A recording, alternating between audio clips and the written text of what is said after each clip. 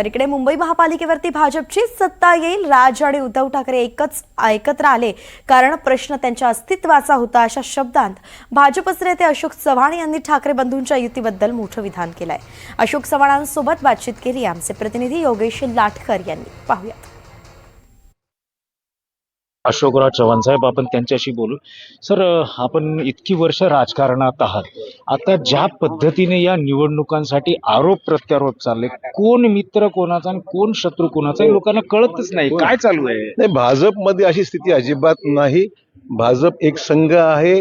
भाजपमधली कुठल्या दोन राष्ट्रवादी आहेत, दोन शिवसेना आहे, अपक्षही भरपूर आहेत आणि उमेदवार एका पक्षाचा, प्रचार दुसऱ्या पक्षाचा, असाही कार्यक्रम नांदेड जिल्ह्यामध्ये शिवसेनेचा सुरू आहे. तसं भाजपमध्ये आमच्याकडे काही नाही. आमचं नेतृत्व देशाचं करणारे एकच नेते आमचे म्हणजे यशस्वी पंतप्रधान मोदीजी आणि राज्यामध्ये देवेंद्र फडणवीसजी.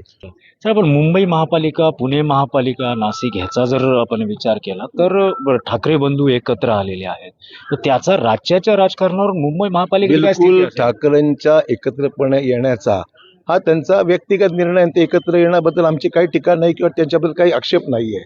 पण त्याचा परिणाम राजकारणावर काय होईल? एक तर त्यांच्या अस्तित्वाचा प्रश्न होता. ते एकत्र आले नसते तर दोघेही संपले असते. यातून त्यांना वाटतं एकत्र आल्यामुळे त्यांना वाव काहीतरी मिळेल, स्पेस मिळेल, की त्यांचं कॅल्क्युलेशन आहे. पण ते कितपत खरं ठरेल हे लोकच ठरवतील. तुम्हाला वाटतं भाजपची सत्ता मुंबई महापालिकेत येईल? निश्चित येईल. चांगले उमेदवार दिलेले आहेत. मुख्यमंत्री स्वतः लक्ष घालतायत, प्रदेश अध्यक्ष आणि मुंबईचे अध्यक्ष लक्ष घालतायत आणि भाजप निश्चितच भाजप सत्ता येऊ शकते. सर, एकूण ओव्हरऑल महाराष्ट्रामध्ये काय असेल भाजपची परिस्थिती असं वाटतं? असं आहे की प्रत्येक ठिकाणी राजकीय परिस्थिती वेगवेगळी असू शकते, पण सर्वांकष विचार जर केला तर भाजपच्या दृष्टीने लोकांची मानसिकता आहे